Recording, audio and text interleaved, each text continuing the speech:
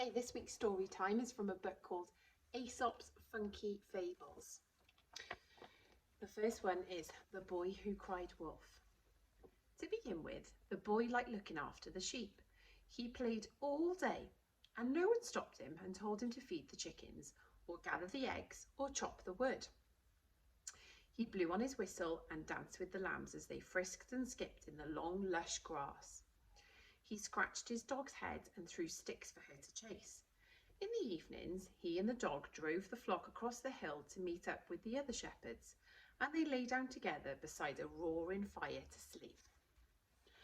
After a while, however, the boy grew bored. "It's no fun up here on my own," he grumbled. "There's no one to talk to. No one takes any notice of me. All the sheep do is chew, chew, chew." He blew a sad little tune on his pipe. Even the lambs are too big to dance anymore, and there's no sign of a fox or a wolf or a big brown bear. The boy stopped. He looked at the sheep grazing quietly among the summer flowers. He looked at his dog dozing in the sunshine. He looked away to where the other shepherds were sitting peacefully with their flocks. He looked down at the little village in the hollow of the hill beneath him. Men and women and children were moving calmly and slowly about their work. "It's all so dull," said the boy, "so dull." And he jumped to his feet. The sheep raised their heads, the dog opened her eyes. "Wolf!" yelled the boy at the top of his voice. "Wolf! Help! Help!"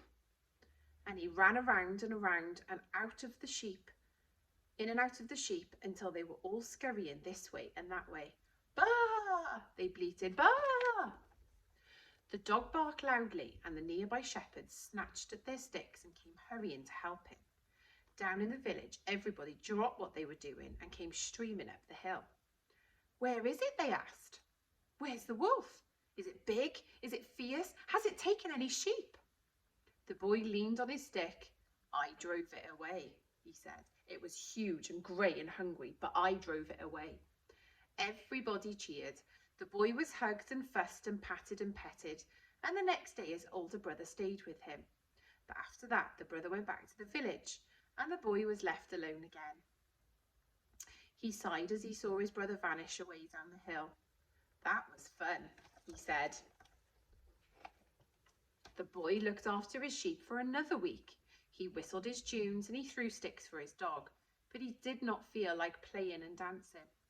"It's so dull," he said, and he rubbed his nose and thought. He said, and looked around.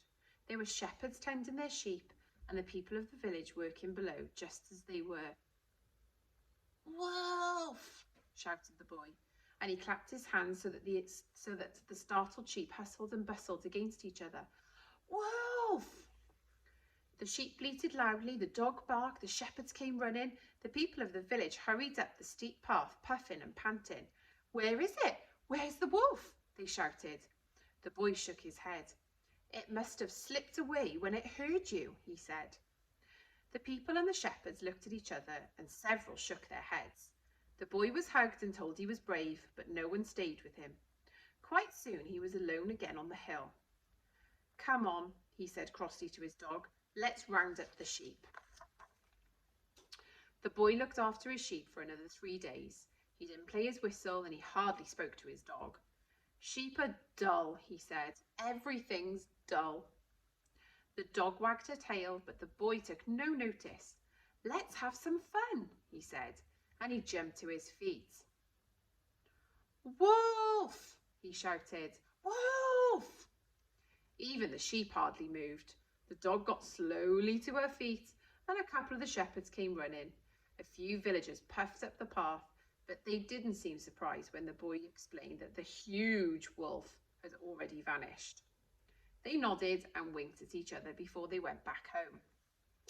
That evening, the sky was heavy with dark grey clouds. The boy was thinking it was time to move his sheep across the hill when the dog suddenly began to growl. He looked at her, surprised, and saw that her fur was bristling and her teeth were bare. "What is it, dog?" he asked. The sheep were moving restlessly. "Baa! Bah! They bleated anxiously.